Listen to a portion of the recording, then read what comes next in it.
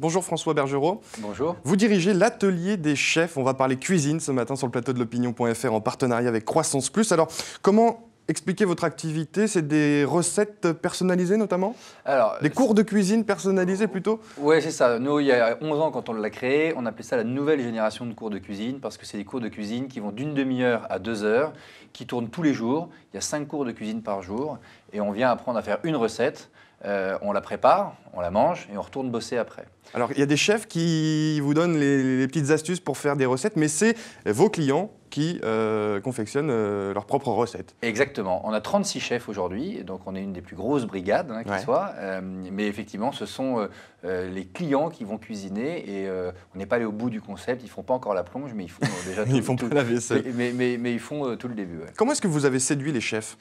Alors on a séduit les chefs parce qu'ils sont au contact du client. Et en fait, il n'y a rien de plus frustrant pour un chef que de faire une cuisine extraordinaire, exactement, et de voir l'assiette revenir vide ou à moitié vide et de ne pas savoir pourquoi. Là, au moins, ils voient les clients qui sourient, qui les remercient et ils partagent vraiment avec les clients. Alors, il y a une notoriété de cette marque, l'Atelier des Chefs, on le voit un peu partout. Comment est-ce que vous avez développé cette notoriété, cette marque? Comment vous avez réussi à imposer la marque l'Atelier des Chefs? Alors, on l'a fait en 2 temps. Un premier temps grâce à nos ateliers et notamment par ces concepts très innovants qui étaient le cours de cuisine en une demi-heure à l'heure du déjeuner qui a apporté quelque chose de très nouveau.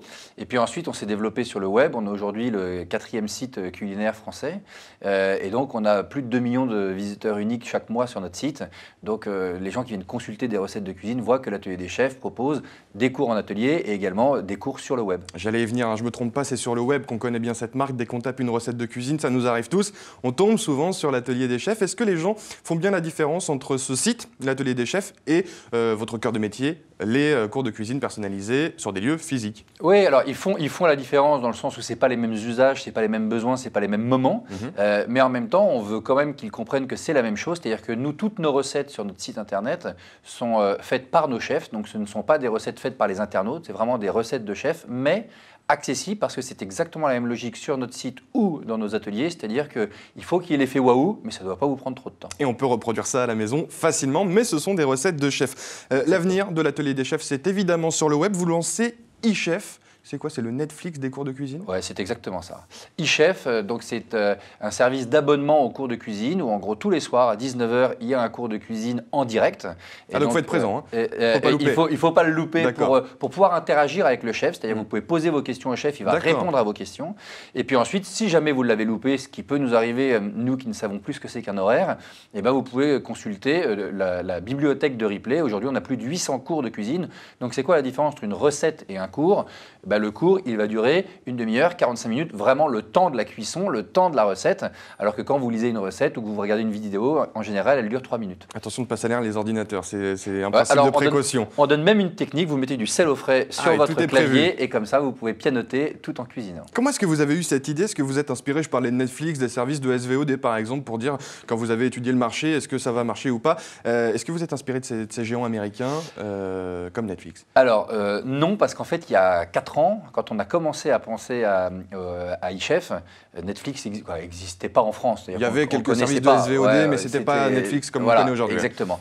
Donc non, on s'est dit aujourd'hui comment est-ce qu'on peut aller encore un cran plus loin. On a fait les cours de cuisine, on avait fait les recettes de cuisine sur Internet. Comment est-ce qu'on peut encore plus accompagner nos consommateurs? Et c'est pour ça qu'on a lancé eChef. Alors la cuisine, ça marche aujourd'hui à la télévision, parfois même à la radio. J'ai entendu l'autre fois une émission de cuisine à la radio, ça peut paraître un petit peu étonnant. Comment est-ce qu'on voit l'avenir quand on est sur un secteur en plein boom? Est-ce qu'il y a encore des ouvertures à trouver? Ouais, il y a énormément de choses à faire. Et d'ailleurs, le plus difficile aujourd'hui, c'est de choisir. Parce que choisir, c'est renoncer et qu'on déteste renoncer quand on est entrepreneur. Et donc, il y a énormément de choses. Aujourd'hui, je pense qu'on a une marque, l'Atelier des Chefs, qui est très forte et qui signifie vous allez vous faire du bien en cuisinant. Et donc, je viens de le dire, on peut aller encore plus loin sur tout ce qui est santé, sur tout ce qui est transformation du produit, soit par des plats à cuisiner chez soi, soit par de la livraison de plats cuisinés de l'Atelier des Chefs, soit il y a énormément de choses. chose, voire même la présence de l'atelier des chefs en GMS. Il faut choisir, c'est le mot-clé pour vous, pour l'atelier des chefs. On va quitter les assiettes pour la politique, pour la cuisine politique, j'allais dire. Ouais. Est-ce que ça vous intéresse déjà, oui, ce qui se passe en ce moment, ce qui va arriver à l'Assemblée, la loi El Khomri? Évidemment qu'on est intéressé parce que c'est notre quotidien en tant qu'entrepreneur. Ce qui est horrible, c'est de se rendre compte que la politique est aujourd'hui plus de la politique que réellement de la stratégie ou des réformes structurelles pour le pays. Alors quand on entend la réforme El Khomri, on se dit waouh, génial, sur le droit du travail, on sur le droit du travail, pardon, on se dit ça y est, ils ont compris. Et puis on entend qu'ils sont prêts à faire passer avec un 49.3, donc on se dit ok, ils veulent vraiment aller jusqu'au bout. Et puis dans l'heure qui suit, on entend que finalement ils veulent revenir. Donc vous êtes méfiant aujourd'hui? On est excessivement méfiant. Et exactement comme quand ils font toutes leurs aides aux entreprises, où on se dit ça y est, ils ont compris qu'il fallait alléger le coût du travail. Et puis tout d'un coup, Manuel Valls, après un an dans une période de crise horrible, qui dit ah bah j'ai pas les embauches en face, donc je vais commencer à taper du poing sur la table. Quel moyen de pression vous avez, vous, en tant que PME aujourd'hui, dans le tissu des PME en France? Excusez-moi, pardon, j'ai pas... Quel moyen de pression vous avez sur l'action politique? Qu'est-ce que vous pouvez faire concrètement? C'est très compliqué parce que c'est quoi les moyens de pression des gens comme nous? C'est de ne pas payer les impôts. Voilà, c'est le seul truc, c'est-à-dire couper le robinet parce que c'est quand même nous qui payons ces gens-là. Moi, si mes clients, s'ils ne veulent plus venir chez moi, eh ben, ils vont me faire crever, donc il va falloir que je m'adapte. Le problème, c'est que l'État, lui, a cette puissance de pouvoir dire si tu ne me payes pas, je vais chercher directement l'argent et au final, tu es obligé de payer. Donc en fait, c'est là où c'est un peu malsain, c'est-à-dire qu'on ne se tient pas par la barbichette, ils nous tiennent par la barbichette et nous, notre logique n'est pas de bloquer le pays, notre logique n'est pas de mettre à mal le pays. Donc en fait, on a envie de faire passer nos besoins, non pas uniquement pour nous enrichir personnellement, mais en faisant comprendre que c'est l'avenir du pays. Pour l'emploi, pour la croissance du pays. Évidemment, et il n'y a pas et ça passe par les PME notamment. Et il n'y a pas les chefs d'entreprise contre les salariés. S'il n'y a pas de chefs d'entreprise, il n'y a pas de salariés. Et donc, il faut qu'il y ait de plus en plus de chefs d'entreprise qui ont envie d'embaucher de plus en plus de monde.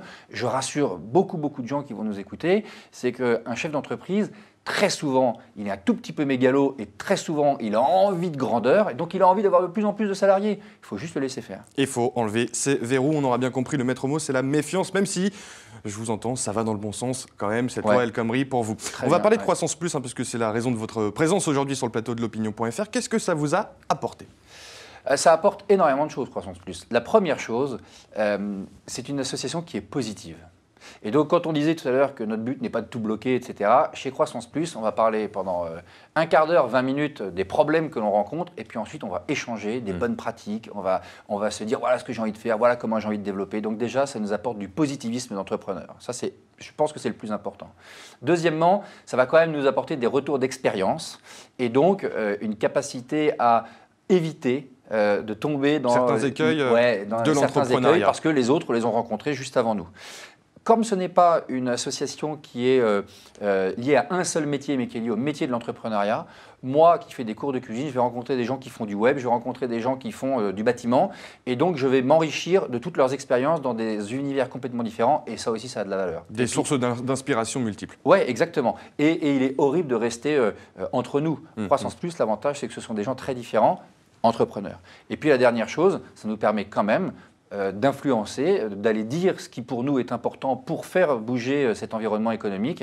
Et donc là, je crois que Croissance Plus a un rôle très très important parce qu'il n'est pas représentatif, ce n'est pas un syndicat. Et donc on ne parle pas pour protéger des avantages acquis ou quoi ou qu'est-ce. On cherche juste à protéger l'entrepreneuriat. Merci François Bergerot d'être venu sur le plateau de l'Opinion.fr en partenariat avec Croissance Plus. Je rappelle, l'atelier des chefs va se convertir au numérique et va aller encore plus loin, qui lance eChef, une sorte de Netflix des cours de cuisine. Exactement, merci. Merci à vous.